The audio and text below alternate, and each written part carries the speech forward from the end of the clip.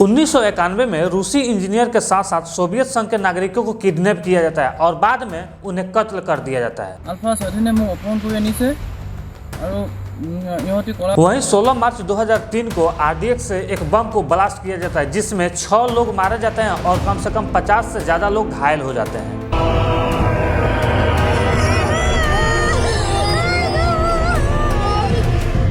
और फिर एक साल बाद 15 अगस्त 2004 को असम के घेमाजी जिले में एक ब्लास्ट किया जाता है जिसमें 15 से ज्यादा लोग मारे जाते हैं और कम से कम 500 से ज्यादा लोग घायल हो जाते हैं। ऐसे ऐसे असम के अंदर में सैकड़ों केस आते रहते हैं, लेकिन 2007 में एक ऐसा केस आपके सामने आया जो आप सुनेंगे तो आपके रोंगटे खड़े हो जाएंगे। वो केस था भाषा को लेकर, जो हाल फिलहाल में तमिलनाडु में भी बिहारी मजदूरों के साथ हुआ था। लेकिन 2007 में एक घटना असम में भी हुई थी और भाषा के यह विवाद में कम से कम उस समय 62 से ज्यादा लोग मारे जा चुके थे, 1000 से ज्यादा लोग घायल हो चुके थे और 30,000 से ज्यादा लोग पलायन कर चुके थे। जिसमें अगर सबसे ज्यादा नुकसान देखा जाए कि किस राज्य का हुआ है तो उसमें नाम बिहार का आता है, क्योंकि 62 लोग में से 40 लोग बिहार के थे और पलायन करने वाले 30,000 में से 22,000 लोग बिहार के थे। लेकिन आज के डेट में इंडिया गवर्नमेंट यानी केंद्र सरकार ने ऐसे आतंकी संगठन से संदेह कर लिया ताकि असम में एकता और शांति लाया जा सके।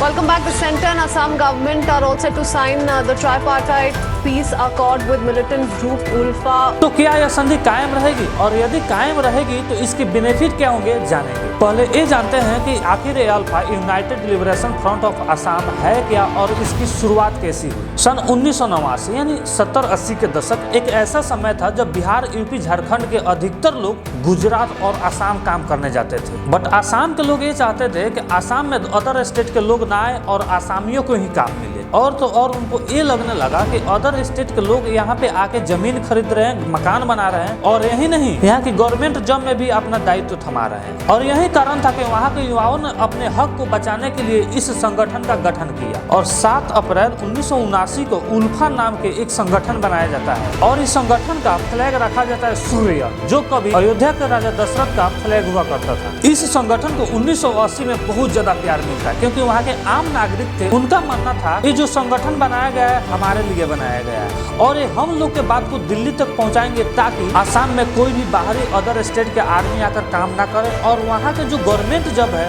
उनमें उन लोगों का हक मिले। लेकिन इस संगठन के आर लेकर और धीरे धीरे क्रांति की ओर बढ़ने के नाम पर संगठन के द्वारा जबरन वसूली करना, हथियारों की तस्करी करना एक असांप्रदायिक हिंसा असम में पैदा कर दिया, जिसको लेकर वहाँ के सुरक्षा बलों में और इस संगठन के लोगों में खूनी संघर्ष होता है जिसमें कई मासूम मारे जाते हैं और कई हजार लोग अस्थायी रूप से अपंग भी हो जाते हैं। लेकिन ये उल्फा संगठन वाले रुकते नहीं है। 1983 में नागालैंड और 1987 में काचिन आर्मी के साथ मिलकर हथियारों को तस्करी करते हैं और असम से लेकर अदर स्टेट में भी तबाही मचाने लगे, जिसको लेकर 1990 में इंडिया गवर्नमेंट के द्वारा इस संगठन को आतंकी संगठन घोषित कर दिया जाता है और इस पे बैन लगा दिया जाता है। लेकिन बैन होने के बावजूद भी देखा जाए तो पर साल यानी ईयर बाय ईयर अटैक की संख्या बढ़ती गई है। अगर इनके प्रमुख वारदातों की बात करें तो वो आपके सामने है। 1990 में व्यवसायी लॉर्ड स्वराजपाल के भाई सुरेंद्र पाल की हत्या, 1991 में रूसी इंजीनियर के अपहरण और बाद में अन्य लोगों के साथ उसकी हत्या। ऐसी कई घटनाएं होती है, लेकिन एक घटना है जो हाल फिलहाल में घटी है वो आपको बता दूं।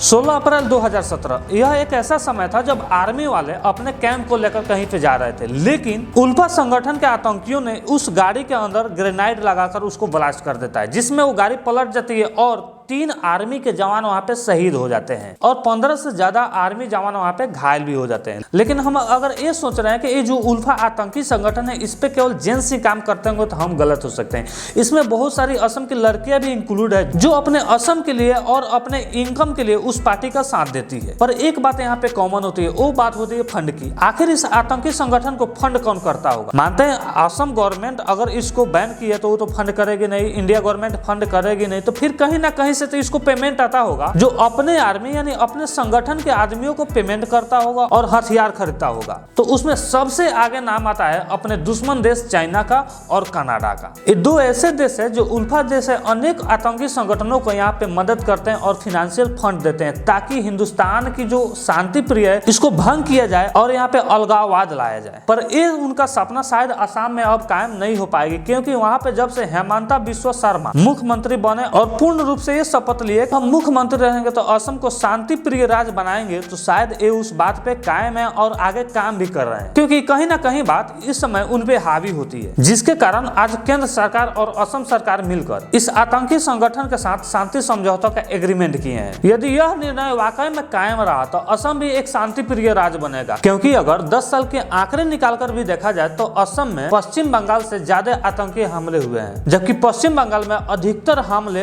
इलेक्शन और जातिवाद को लेकर होता है, लेकिन असम में वही हमले सांप्रदायिक रूप से हो रहे थे और इस हमले को कहीं ना कहीं असम सरकार कंट्रोल नहीं कर पा रही थी, केंद्र सरकार कंट्रोल नहीं कर पा रही थी, जिसके कारण 1990 में बैन हुए उल्फा संगठन आज के डेट में भी असम में कहर बनाया था। लेकिन आज केंद्र सरकार के समझौते से और बीजेपी की इस रणनीति से असम में भी सांप्रदायिक शांति का माहौल बनाया जा रहा है। धन्यवाद।